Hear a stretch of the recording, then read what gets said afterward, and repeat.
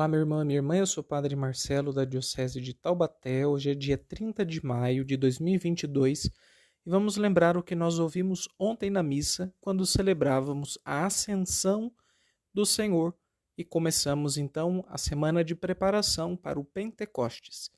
Na minha meditação, gostaria de falar sobre a experiência de subir com Jesus para descer iluminado por Ele. Bora refletir.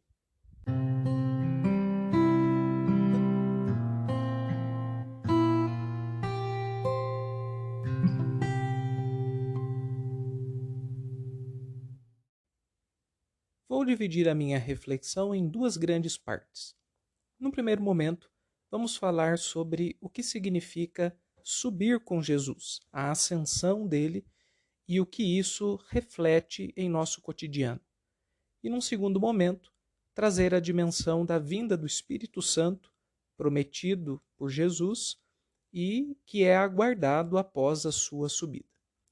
No primeiro ponto, então, falemos sobre subir e descer com Jesus.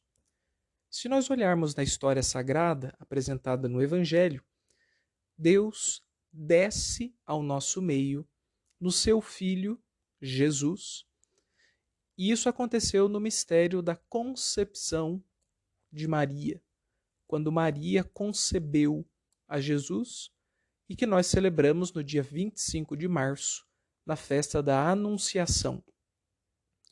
25 de março, porque se contarmos até 25 de dezembro, 9 meses depois, Jesus nasce. É uma pedagogia da nossa liturgia. Então, Jesus seria concebido, ou seja, Maria começa a gestá-lo dentro de si, com a Anunciação, com o seu faça-se em mim a vontade do Senhor, e ela vai gerar Jesus para fora de si, no dia 25 de dezembro. Isso foi quando Deus desceu até nós. No mistério da Ascensão, nós celebramos o inverso, quando Deus sobe. Agora, que curioso, na encarnação, Deus se tornou humano. E na Ascensão, o humano sobe para junto de Deus. Há aqui duas coisas para considerarmos. Uma primeira diz respeito à nossa santificação e à própria noção de religião. A palavra religião significa religar, rejuntar, unir mais uma vez. Isso porque a noção de religião é permeada por um certo senso, uma percepção de que Deus e o ser humano estão cindidos, rachados, divididos. Então seria necessário recosturar a relação entre homem e Deus. E Jesus fez isso em si mesmo, quando ele, sendo Deus, se fez homem, humano, como nós. E assim ele uniu o divino ao humano. E agora, ao subir de volta para o Pai Celeste, ele junta o humano ao divino. Se fôssemos desenhar esse pensamento, seria como uma linha de costura que passa entre um primeiro retalho ou pedaço de pano e vai na direção do outro retalho ou pedaço, e você puxa a agulha, puxa a linha, e com isso os dois retalhos se juntam, ou um rasgo numa calça, por exemplo, vai aos poucos sendo cerzido. Isto é, a gente vai reparando, refazendo aquilo que antes era uma separação, um rasgo, um estrago. Isso é religião. Então, quando Jesus desce, é como se o fio descesse com a agulha, e quando ele sobe, essa agulha volta para cima e a gente puxa e amarra o céu e a terra. É o primeiro aspecto. A nossa santidade é possível porque Deus se tornou humano e então o humano agora pode se divinizar. Inclusive, essa é uma das expressões mais comuns no cristianismo oriental. Nós, no Ocidente, falamos de santificação. No Oriente, eles falam de divinização ou então de deificação, tornar-se como Deus. Isso seria a santidade. E isso só é possível porque Jesus fez a obra de descer e subir. Esse é um primeiro aspecto. O segundo aspecto, então, é que uma vez que a gente sobe para a presença de Deus, a gente desce desta presença iluminados. Há uma imagem bonita no Antigo Testamento. Quando Moisés sobe na montanha para conversar com Deus e desce com as tábuas da lei, diz o texto que ele estava resplandecente, que de sua cabeça saíam raios luminosos, que inclusive aparecem esses raios em algumas cenas como em pinturas sagradas, em imagens. No Vaticano há uma imagem de Michelangelo. Essa imagem retrata Moisés, justamente ele. E é engraçado porque Moisés tem como se fosse um par de chifres. Foi como Michelangelo entendeu o texto bíblico que dizia que da cabeça de Moisés saíam cornos luminosos ou chifres luminosos.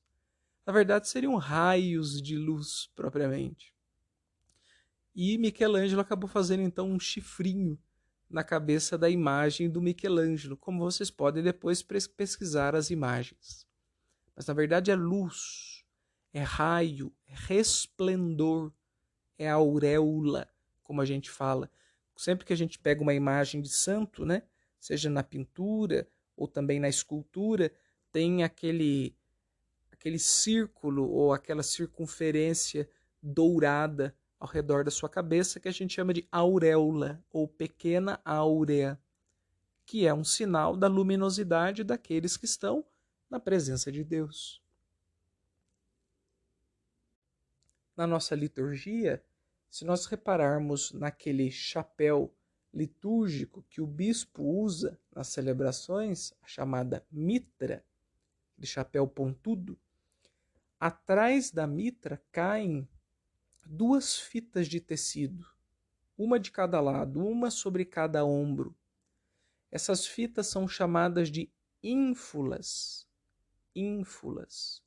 E elas representam justamente o esplendor de estar na presença de Deus, que ilumina as mentes,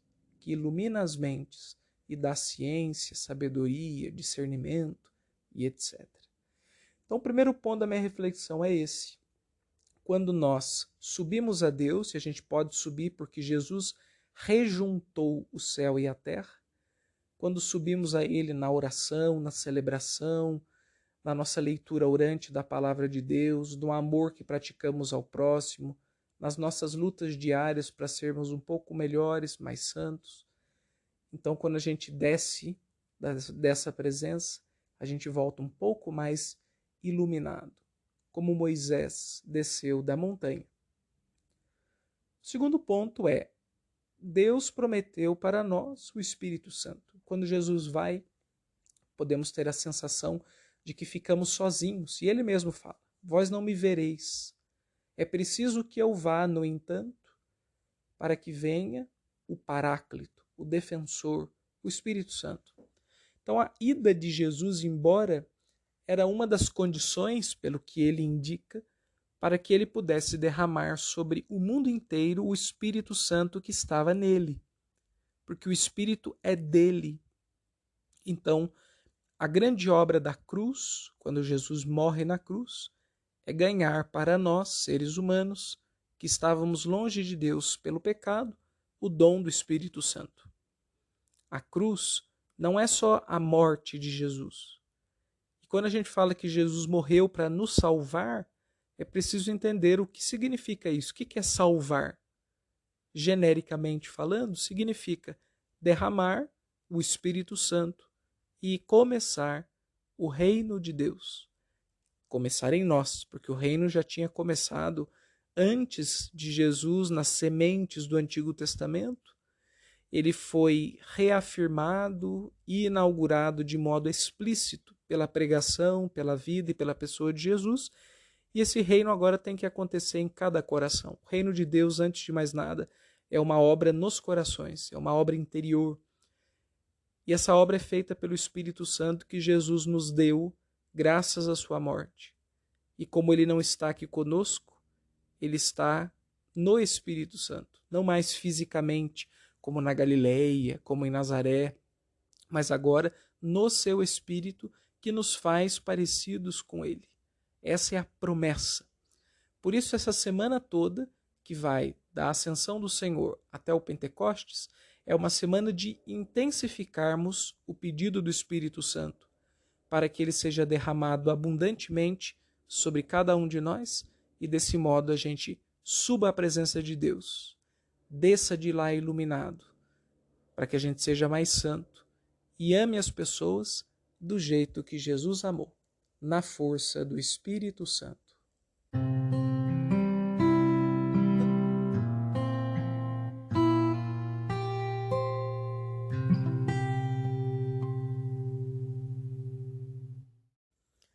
Nós estamos começando mais uma semana e eu gostaria de propor, nessa semana de preparação para o Pentecostes, o seguinte exercício. Nas suas orações, procure pedir ainda mais: vem Espírito Santo, vem Espírito de Jesus, ajuda-me a subir à presença de Deus e ajuda-me a descer de lá iluminado, fortificado, santificado, pronto para a vida.